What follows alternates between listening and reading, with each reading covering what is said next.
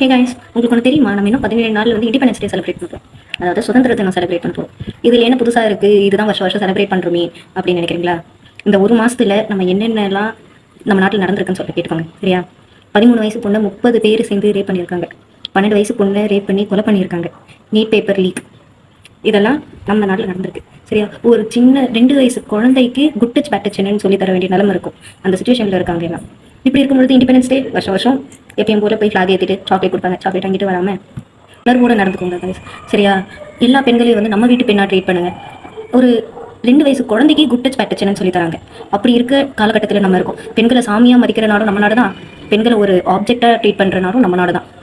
ஒரு ஃப்ரெண்ட் கூட பேசிட்டு இருந்தேன். அப்போ அவங்க சொன்னாங்க, ஒரு நாள் நைட்டு வந்து 1 மணிக்கு வந்து ஒரு பொண்ணு 3 பையன் கூட வந்து டீ கடையில் டீ குடிச்சிட்டு இருந்தது. அந்த நேரத்தில் அந்த பொண்ணுக்கு அங்கே என்ன வேலை அப்படின்ட்டு.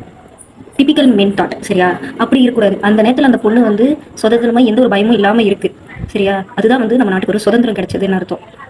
2 வயசு குழந்தை, பச்சை குழந்தை, 6 மாத குழந்தையெல்லாம் ரேப் பண்ணுறாங்க. இப்படி இருக்க நாட்டில் தான் நம்ம வாழ்ந்துட்டு இருக்கோம், சரிங்களா?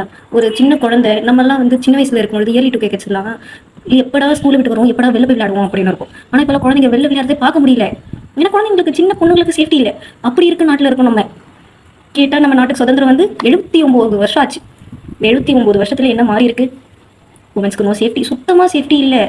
அப்படி இருக்காங்க. பப்ளிக் பிளேஸில் எந்த பொண்ணு நீங்கள் கேட்டிங்கனாலும் அந்த பொண்ணுக்கு வந்து வெளியில் விடுங்க கைஸ்.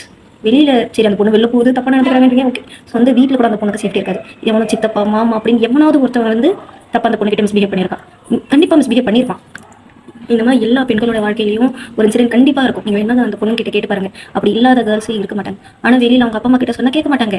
கேட்டால் பொண்ணுக்கு வந்து ரொம்ப அசிங்கமாயிடும், சொந்தக்காரங்க மத்தியில் அசிங்கமாயிடும். இப்படியெல்லாம் விடுறதுனால தான் அந்த பெண்களுக்கு சேஃப்டி இல்லாமல் போகுது.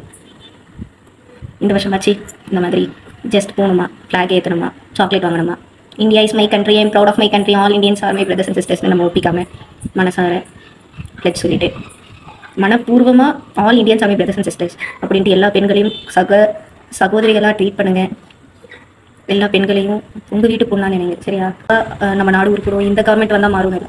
மாற்றங்கள் நம்ம ஒவ்வொருத்தருடைய வீட்டில் இருந்து ஆரம்பிக்கும். ஒரு பொண்ணுக்கு வந்து இந்த பொண்ணு இப்படி ட்ரெஸ் பண்ணணும், இப்படி இருக்கணும், இங்கே வெளில போகக்கூடாதுன்னு சொல்லித்தர பேரண்ட்ஸ், பையனுக்கு ஒரு பொண்ணை வந்து இப்படி பார்க்கக்கூடாது, இப்படி தான் இருக்கணும் அப்படின்ட்டு சொல்லித்தர பழகுங்க, சரிங்களா?